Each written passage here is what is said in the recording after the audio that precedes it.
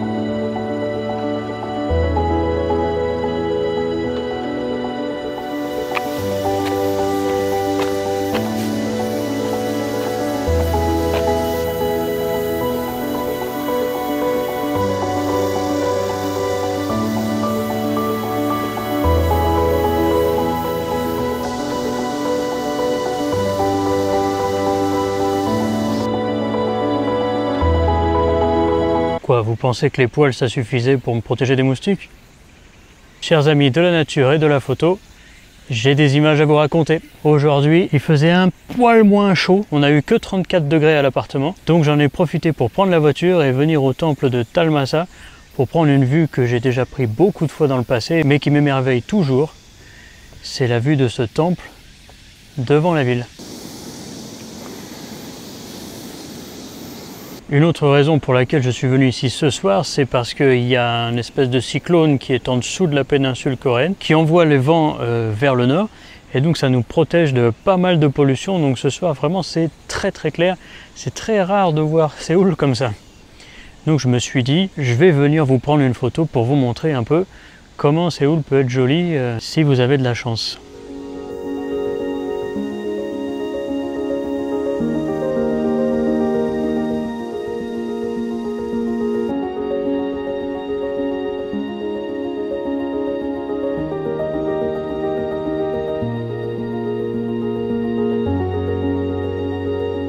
Je profite d'être ici pour vous montrer comment je prends mes photos à la tombée de la nuit. Comment ça n'est pas qu'une seule photo, mais un composite de plusieurs. Donc sur le terrain, ce que vous voulez faire, c'est prendre une photo pendant que le coucher de soleil a des couleurs dans le ciel, comme vous avez vu tout à l'heure.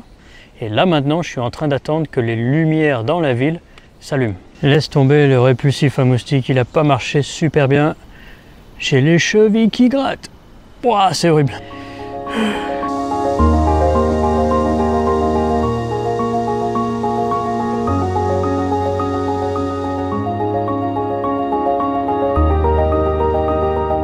Voilà, la nuit est plutôt bien installée, je me suis bien fait bouffer par les moustiques ou je sais pas quoi d'autre, j'ai un truc sur l'avant-bras qui me pique. Waouh, je dois faire une réaction allergique à quelque chose. Waouh, c'est terrible. Bref, je vous retrouve à la maison pour vous parler de comment je mets les photos ensemble. Malheureusement, ce soir-là, cette piqûre m'a vraiment fait souffrir et avec Emine, on est rentré plus tôt. Elle me lançait encore une semaine après. Conseil, achetez un répulsif moustique insecte ici, parce que celui que j'avais acheté en France, pas terrible. Alors voilà comment j'ai composité l'image de ce soir-là. D'abord, le fichier RAW, sans trop de couleurs et très sombre. En premier, je le retouche pour redonner vie au paysage. Ensuite, sans trop retoucher le cliché des lumières de la ville dans la nuit, je le superpose au-dessus de la photo du paysage. Si vous voulez savoir comment faire ça, dites-le moi dans les commentaires, je vous ferai une vidéo spéciale pour ça. Enfin, de retour dans mon logiciel de retouche, j'y applique une dernière passe pour que tout colle à mes envies. En vérité, ce soir-là, je ne me suis pas contenté juste de cette composition. Il y a un angle sur le côté du temple qui vaut son pesant d'or. Avant de vous la montrer, n'oubliez pas de liker et de vous abonner. Merci, voilà les photos.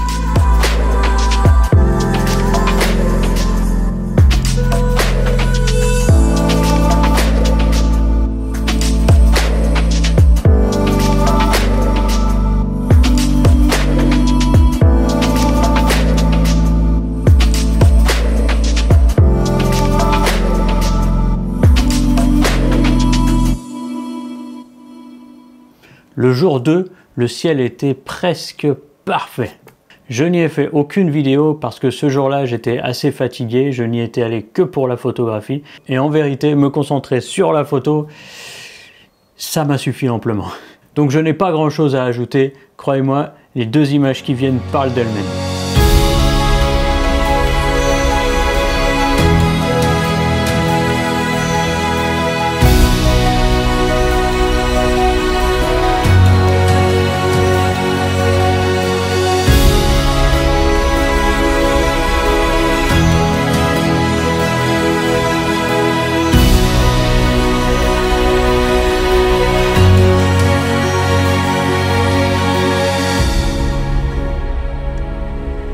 Et cette fois-ci, j'ai pris mes précautions. J'ai un pantalon, j'ai un pare-vent qui me couvre les manches.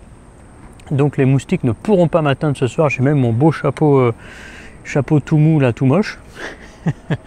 Alors vous voyez le ciel ultra orageux là au-dessus de la ville. D'ailleurs, ça se voit peut-être pas à la caméra, mais il pleut ici. Les gens là-bas au nord-est de Séoul, ils se prennent une bonne douche. Et de ce côté-là de Séoul, regardez ça. Ouh, je crois qu'il y a un éclair. Regardez, il n'y a pas un nuage. Et le coucher de soleil est derrière les arbres là-bas. En arrivant au temple, là, tout était vraiment bien éclairé, mais maintenant que j'ai commencé à filmer la vidéo, tout s'est éteint. Il faut surtout pas que la pluie qui est là-bas elle revienne ici, parce que j'ai pas pris de parapluie.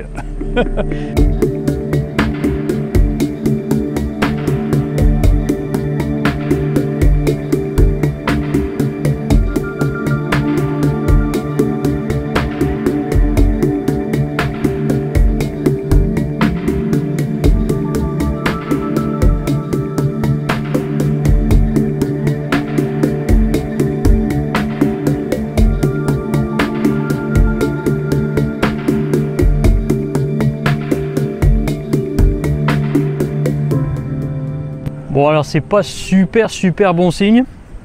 Le vent se lève. J'espère que c'est pas de la pluie qui arrive de derrière la colline derrière moi là. Je suis en train de changer de stratégie.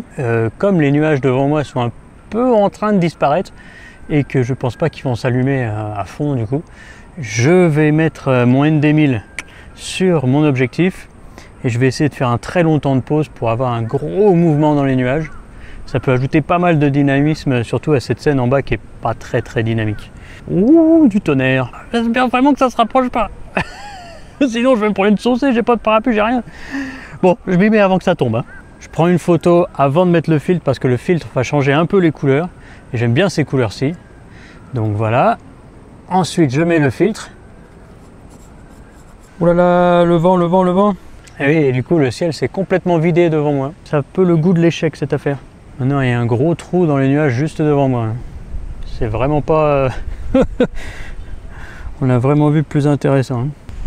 Vous voyez, par rapport à tout à l'heure, il n'y a plus du tout de nuages au-dessus du temple.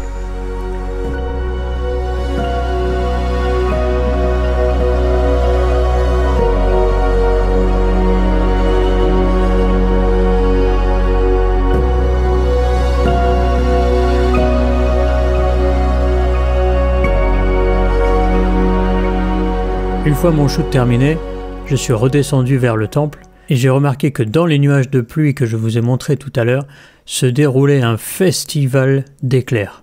Alors j'ai ressorti mon appareil en espérant pouvoir capturer un éclair au moins. Ça m'a pris 45 minutes, mais j'ai réussi à en avoir un.